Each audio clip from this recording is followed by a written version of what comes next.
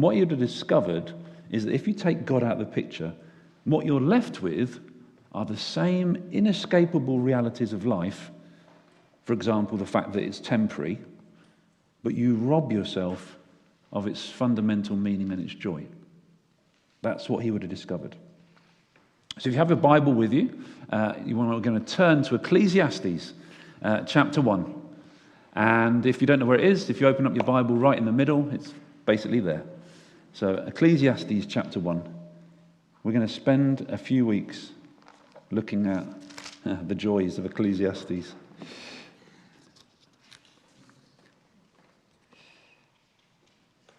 So I'm going to read the passage to you. I'm going to read down to verse 11. I'm going to do so once I've picked up my glasses.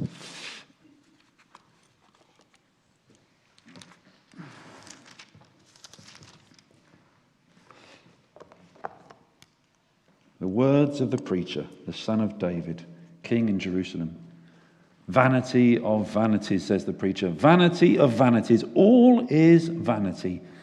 What does man gain by all the toil at which he toils under the sun? A generation goes and a generation comes, but the earth remains forever.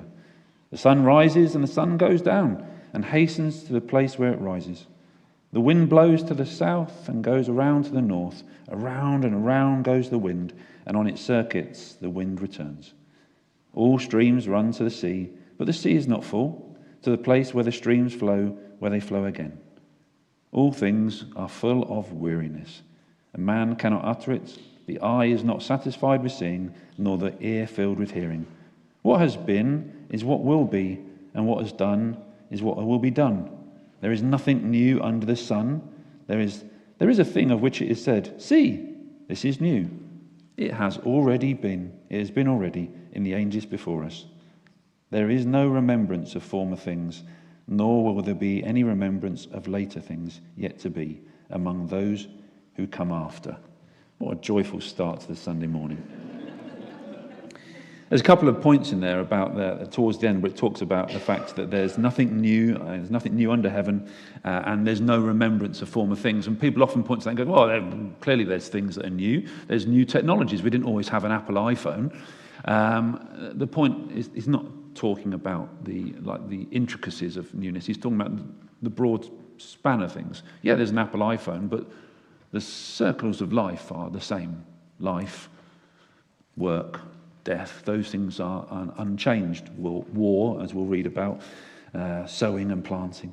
And this idea of remembrance, yes, we remember Adolf Hitler, we remember Winston Churchill, we remember Isambard Kingdom Brunel. Literally a handful of people that we'll remember in our lifetime, compared to the billions that even exist on the planet, some whose names we'll never know. We still forget people. As you get older and you go, oh, do you remember what's his name? And you've forgotten the name of the person that you perhaps went to school with. And they were, I remember what's his name. He was my best friend. I'll never forget him. And so there's a reality of life that there is, we don't remember and we're forgotten. We don't know the names of our great-great-grandfathers often, or great-grandmothers, etc. This is a book that we're going to dig into. And so I want to set a little bit of a scene about Ecclesiastes. So Ecclesiastes is what we refer to as wisdom literature. It falls in the middle of the book. It's after Proverbs and it's before Song of Songs. And because it's wisdom literature, we have to read it differently to other parts of the Bible. It's not the Torah, it's not the law. So it's not like God says, you must, you should. We can't read it as law. Neither is it, it's not promises. We read in the New Testament lots of promises. Promises, I'll never leave you nor forsake you. That's a promise. These aren't promises. This is wisdom literature. It's poetic as much as anything else. But the reason we kind of like this section of the Bible, why we like Proverbs and we like Ecclesiastes, and many people like Song of Songs, and is because they're directed to individuals. Much of the Old Testament is about the collective Israel. But these books, Proverbs, we love Proverbs. We love a proverb, it talks to us personally. We love Ecclesiastes. There's something that feels like we can resonate with it. And Song of Songs, if you like Song of Songs, it's very personal, it's very intimate, it's quite different. It's not clear who wrote this book. It suggests there's reason to believe that Ecclesiastes is written by Solomon for two reasons. One, it says the son of David, so that would suggest that it was Solomon, but that was a title that could be applied to lots of people in his and his heritage. And there's a lot of talk about wisdom in this book, and we know that Solomon was a very wise man, and there'll be other things that will crop up. You'll go, yeah, that must be Solomon when we get to talk about his harem, for example. Or it could have been written by someone effectively casting themselves into the character of Solomon. That's the kind of sort of potential author. And it's good to know who it's being written to. So the way to understand this is the book really written to the wise, the educated elite, the people of the wisdom of their day. So we might fall into that category today as the educated elite in some cases, or the wise of our day. We have been made wise through science, and so this book is addressed to us, and it's a nice corrective balance. Proverbs, if you read Proverbs, it sort of sets out these sort of principles of how to live a successful life, and Ecclesiastes is like the corrective wisdom that says, if you have a successful life, let's talk about that. So that's what we're gonna dig into. And just to sort of give you there are two characters in this book. The first line opens up. There's like a preacher or a teacher. There's the person, the character in there who is going to explain his view of the world, and it's prefaced by the chap introducing it, who starts in his comments start in verse 1. The words of the preacher, the son of David, king of Jerusalem. And this introduces the man who steps on the scene with all his worldly observations. And then at the end, in chapter 12, it concludes with the observer, the introducer, with his conclusion. Having listened to the teacher, he has his own conclusions, which we'll get to in a few weeks' time. So there are these two voices, and the teacher or preacher has a monologue in between. He gets introduced and then he sort of expounds his wisdom. And the setting of this is basically John Lennon's argument. What if that's all there is? What if all we've got is what's under the sun?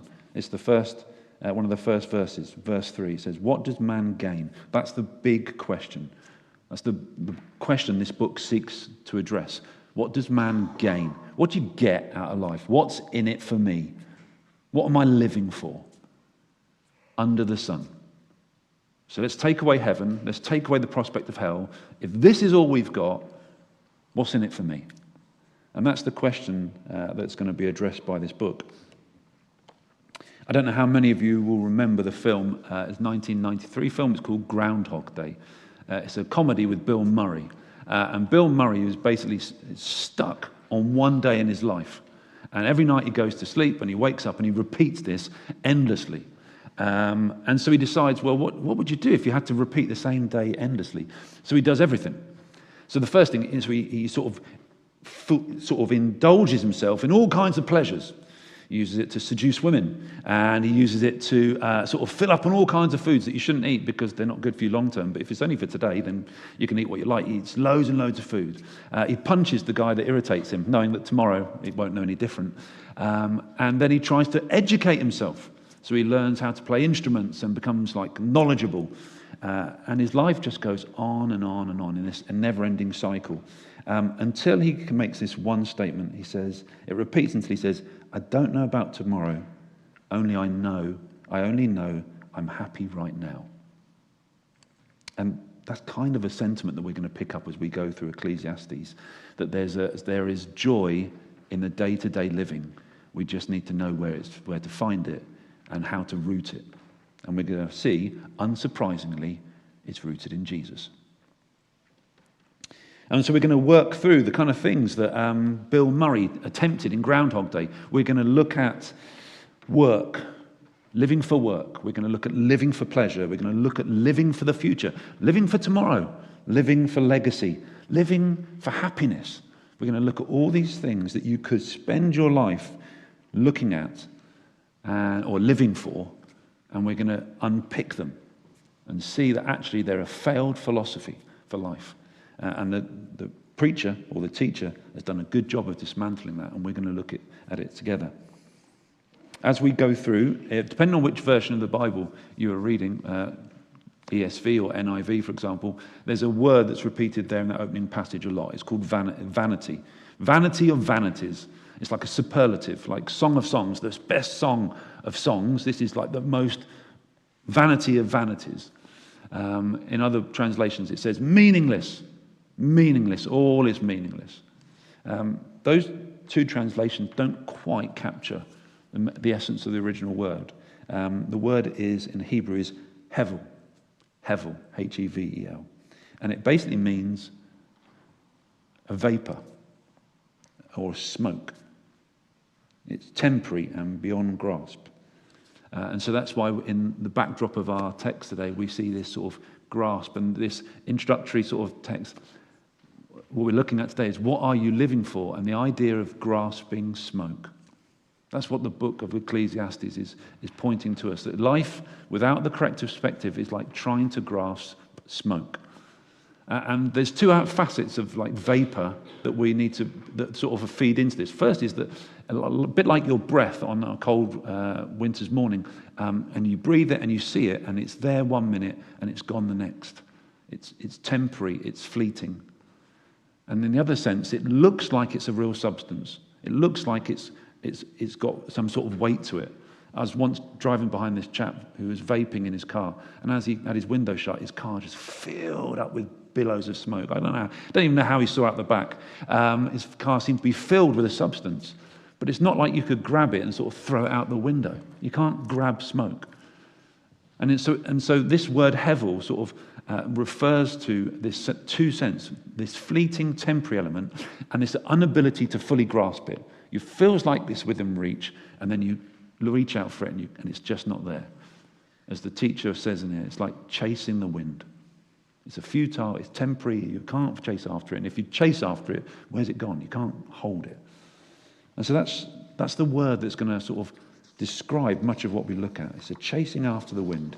It's this hevel, this temporary nature, this ungraspable nature. And we're going to walk through this for the next few weeks. It's going to be challenging at times. The book of Ecclesiastes is challenging. It's going to be purposeful, but I also believe it's going to be encouraging and joyful. I think we're going to find some joy in there. And we've got the youth in the room today. It's good for you to be here this morning because, God willing, most of your life is still ahead of you, which means it's better to know now how to make the most out of your life and how to travel down the path of life, how to sort of set the right objectives. So that's what we're going to look at. And some of us thinking, well, that's not me. I'm possibly beyond halfway. I would suggest I'm certainly beyond halfway. And yet it's still good to know how to view our remaining days and also to have a clear perspective on our life gone as well. So this is a good book for all of us, however young or old we may be. And the question we're posing is, what are you living for? What's your gain? What's in it for you? What's the point of life on earth? And so the teacher makes some observations. And the first observation he makes is this. Life has cycles and patterns, routines that seem to go on and on. And he points to three things to emphasize this continuous nature of life. He talks about the sun. He says the sun rises and the sun goes down and returns to where it came from, and then the next morning it comes back again. And then he says, well, look at the wind.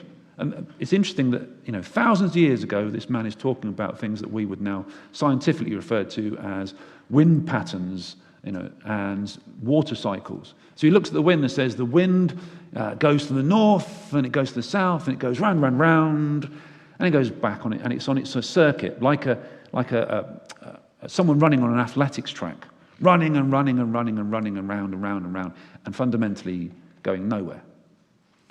And he talks about the same with the seas. He says, streams run to the river, and it gets to the river, and it goes back to where it came from, and it starts again. There's these never-ending cycles. And if If we observe that, and if you believe in God, and a God who sustains the world by the power of his word, then this is a really good cause for praise. You can marvel at what God has created and go, wow, look at that. The rivers return. There's this wonderful water cycle. The clouds go where they're meant to go. The wind goes where it's meant to go. Isn't God good? You can enjoy every sunset and every sunrise, and you can delight in the fact that the sun rises and the sun sets, and it's a sign of God's faithfulness and dependability, the same yesterday, today, and forever. It can cause you to praise. Lamentation says, the steadfast love of the Lord never ceases. His mercies never come to an end. They are new every morning. Great is your faithfulness. But if you take God out of the picture and reduce everything to what is happening in the here and now, that life is all there is, then this cyclical, routine nature of life feels, well, it's all a bit meaningless. Just another day. Same old, same old. He comments, a generation goes and a generation comes, but the earth remains forever. It's a great irony that God made the earth for people, and yet it's the people that die out and the earth sticks around. In other words, what the teacher is saying here is he's saying, what I've noticed is that people live and die, and then more people live and die, and nothing really changes. Nothing fundamentally new comes along. Nobody's remembered. The earth remains. The world keeps on spinning. Same old, same old.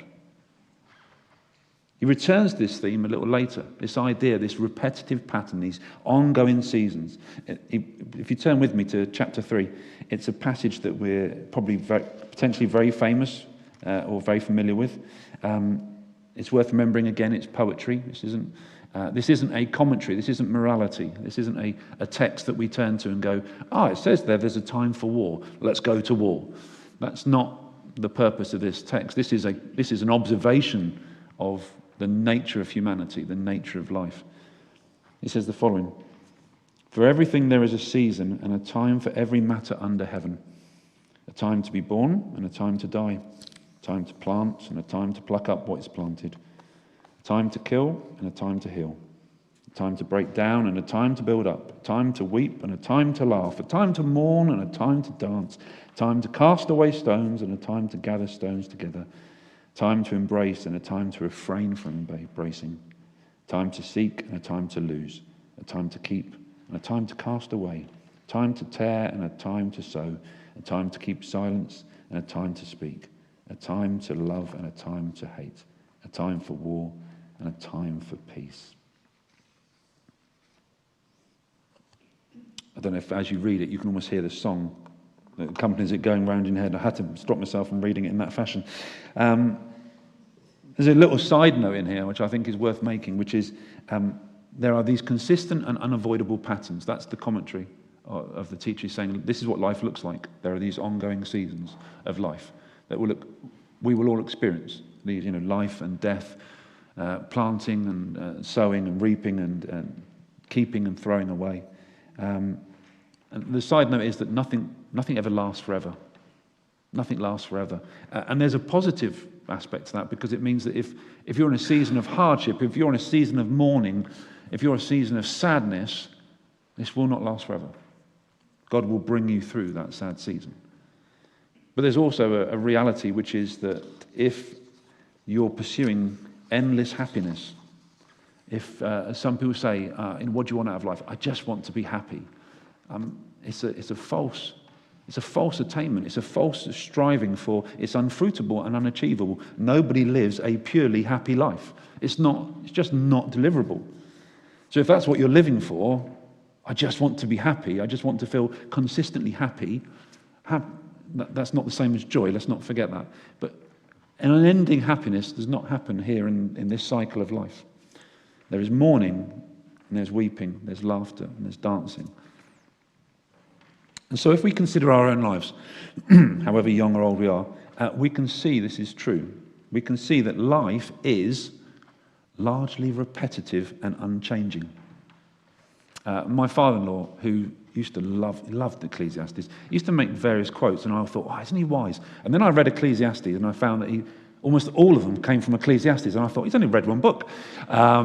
He's actually wiser than that. But he used this phrase, he said, about the ordinariness of life. And he said that you have to come to terms with the ordinariness of life.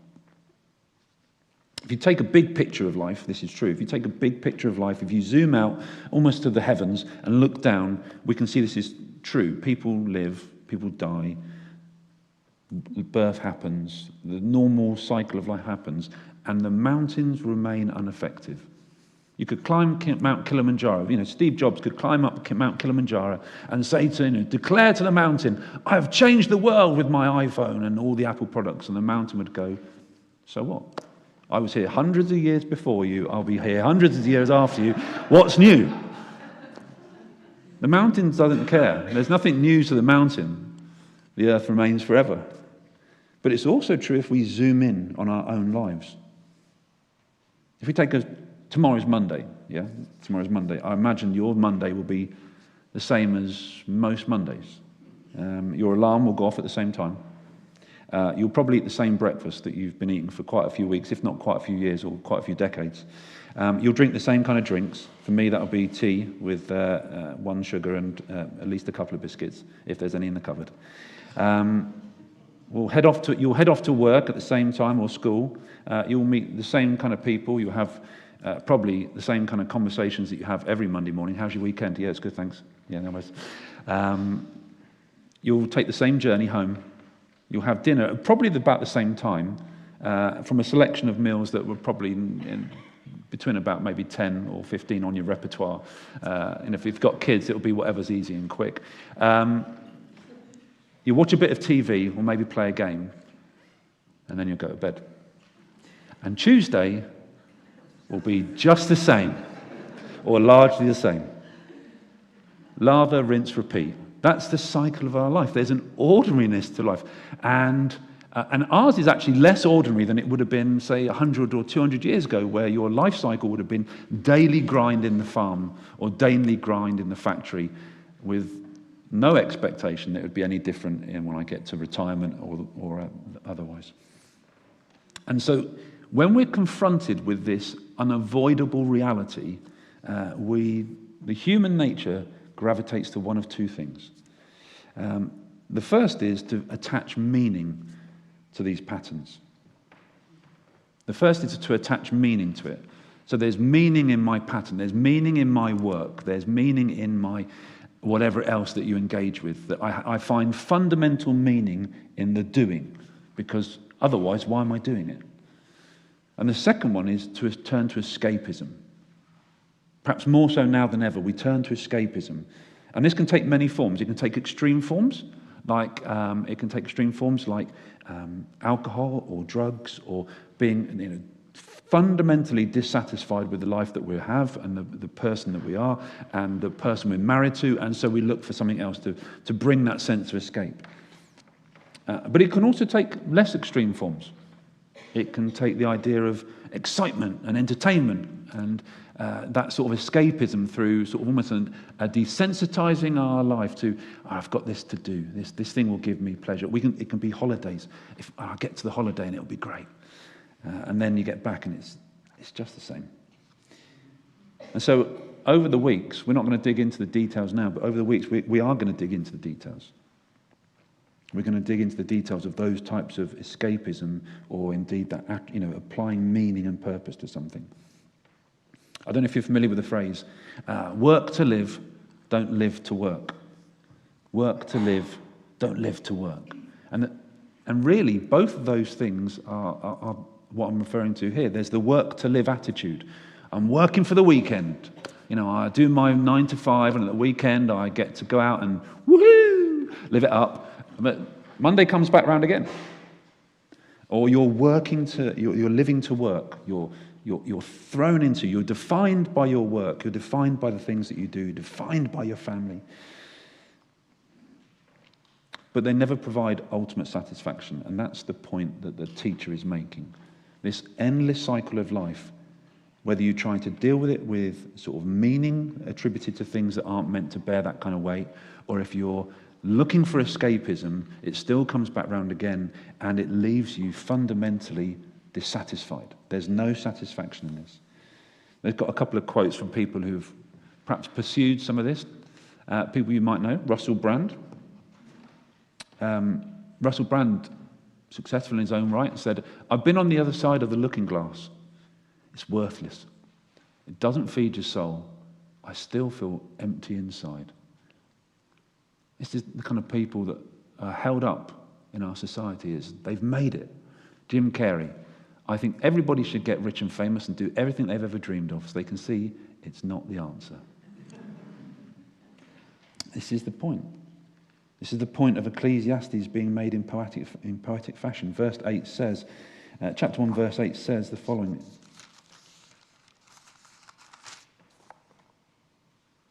All things are full of weariness. A man cannot utter it. The eye is not satisfied with seeing, nor the ear filled with hearing. Our ears are never in a place where they're so full that we no longer need to listen. Our eyes are never full of seeing, nor can the mouth stop talking.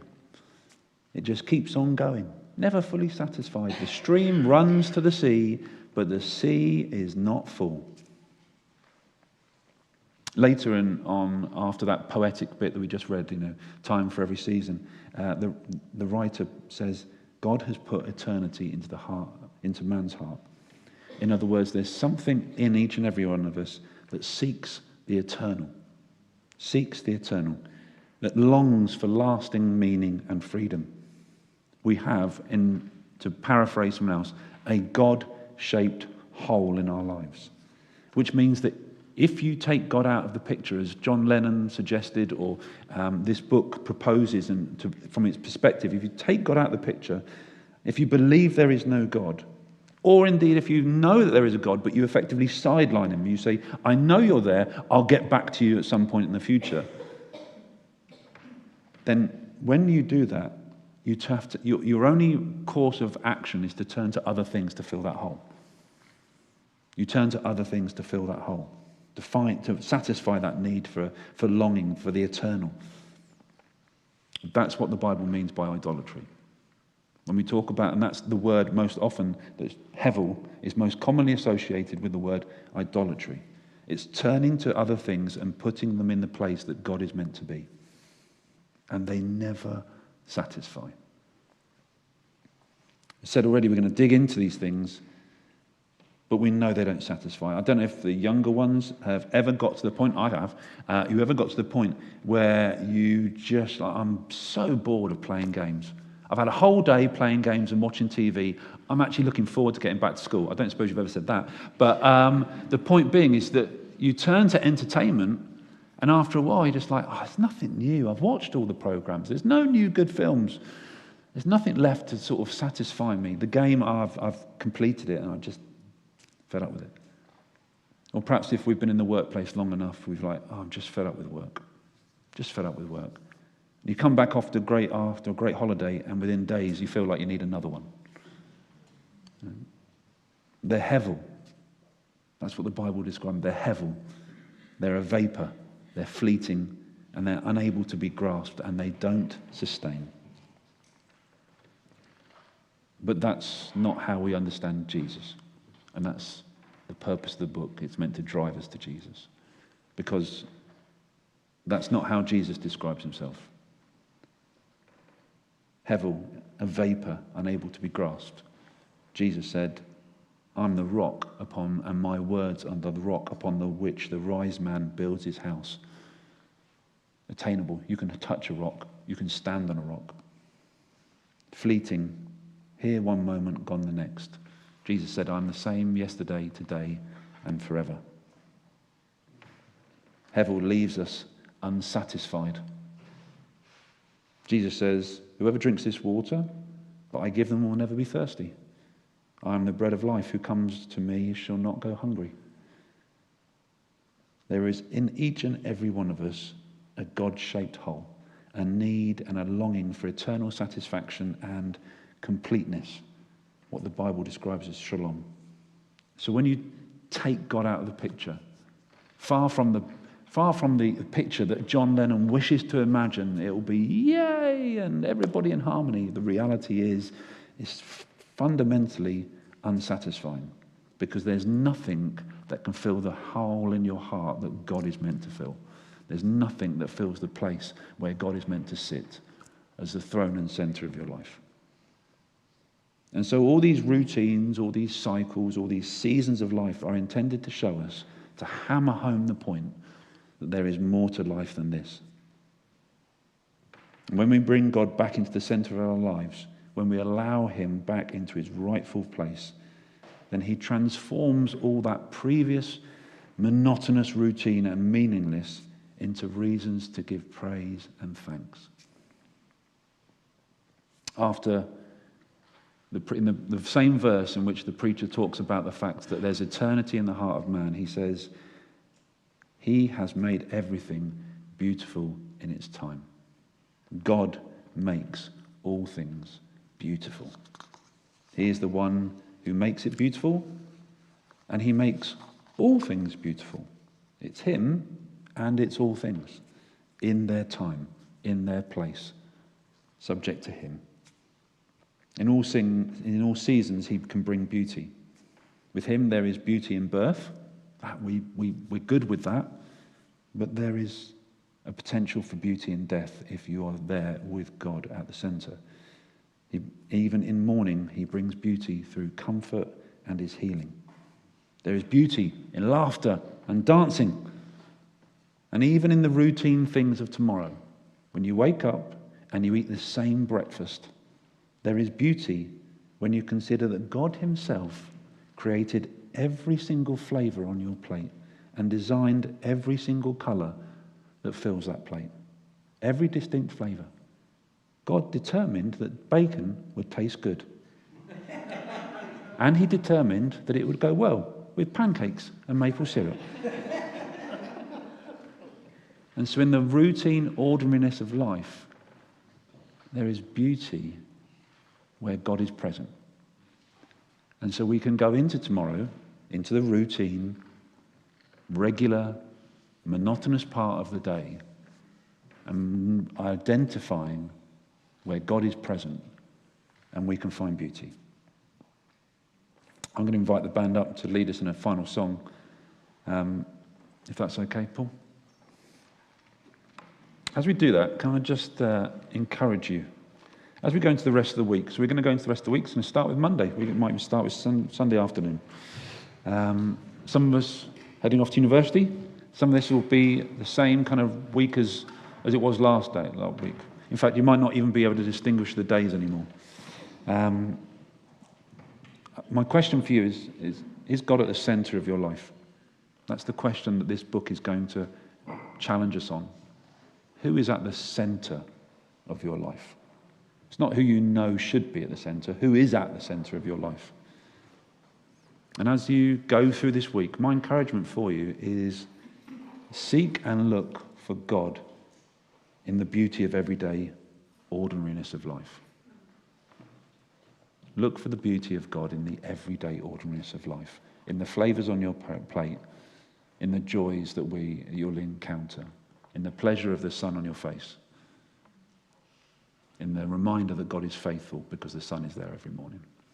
Let me pray for us and then we're going to sing.